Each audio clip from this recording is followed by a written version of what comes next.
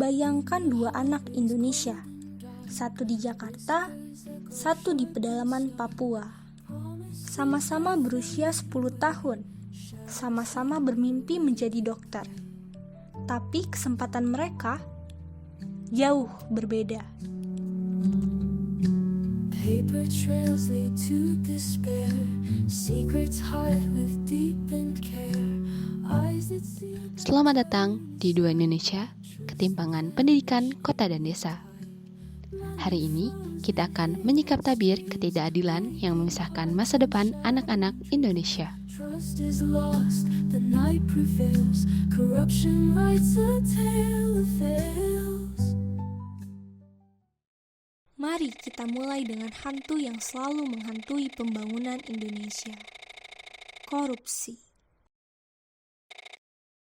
Tahun 2022, anggaran pendidikan Indonesia mencapai 542,8 triliun rupiah. Sangat fantastis. Tapi, berapa yang benar-benar sampai ke anak-anak di desa?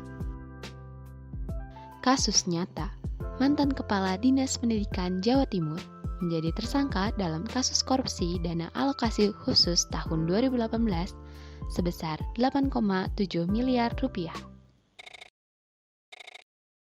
Di era digital, internet bukan lagi kemewahan, tetapi kebutuhan pendidikan. Namun, 44% sekolah di Indonesia masih belum terhubung ke internet. Mayoritas di daerah 3T, terdepan, terluar, tertinggal. Contoh nyata di Kabupaten Sumba Timur, NTT hingga 2022, dari 419 sekolah, hanya 30% yang memiliki akses ke internet. Ketimpangan bukan hanya soal fasilitas, tapi juga kualitas.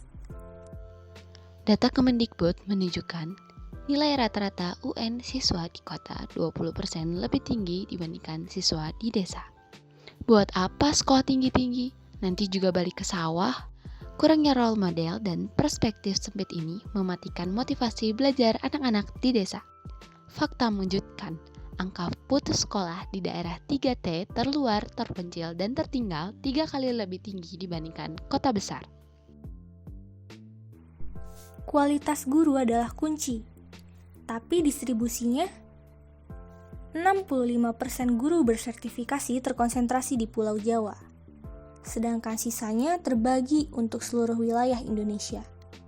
Bukan hanya guru, fasilitas pun jadi masalah. Tahun 2022, masih ada 7.000 sekolah di Indonesia dalam kondisi rusak berat. 80% ada di desa. Ironisnya, meski fasilitas minim, biaya pendidikan di desa tidak selalu lebih murah. Transportasi dan kebutuhan sekolah bisa menguras 30% pendapatan keluarga desa. Lantas, apa solusinya? Solusi yang kita tawarkan dengan panduan Sustainable Development Goals, di antaranya SDG 4 tentang pendidikan berkualitas, SDG 9 tentang industri, inovasi, dan infrastruktur, SDG 10 tentang mengurangi kesenjangan. Yang pertama, SDG 4, untuk pendidikan berkualitas, diperlukan adanya pelatihan guru dan sosialisasi kepada masyarakat terkait pemanfaatan teknologi dalam bidang pendidikan, bisa oleh pemerintah atau kegiatan pengabdian mahasiswa, serta mengubah pola pikir masyarakat dan mengembangkan kurikulum. SDG 9, terkait industri, inovasi, dan infrastruktur. Dibutuhkan adanya asesmen berbasis lokasi. Maksudnya yaitu membangun infrastruktur yang memadai sesuai dengan kondisi lingkungan dengan tujuan yang tepat sasaran, serta membangun aplikasi dengan konten atau mode pembelajaran yang bisa diakses secara offline. SDG 10 mengurangi kesenjangan. Yang pertama, pembuatan internet satelit pada desa terpencil.